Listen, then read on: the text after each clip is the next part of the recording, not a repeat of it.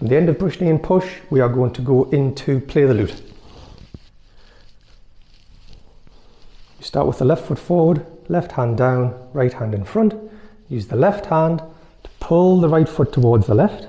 We've lost control of the arms, so we need to get it back. So we pull the hands towards us and swap the feet. There's about an arm's width in between the hands, and the fingertips of the right hand are about level with the base of the left hand. We pull and lift up a little bit, which also lifts the left heel, and then we kick out. We kick out with the heels of the hands and the heel of the foot. So we're over here, we kick out, and that's play the lute. So we finished with left foot forward, right hand, left hand, pull in, pull back, swap the feet, pull and lift, kick.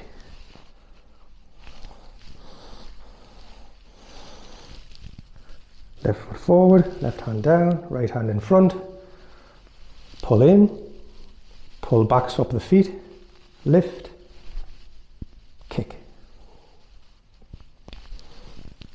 From the back, pull in, pull back, kick out.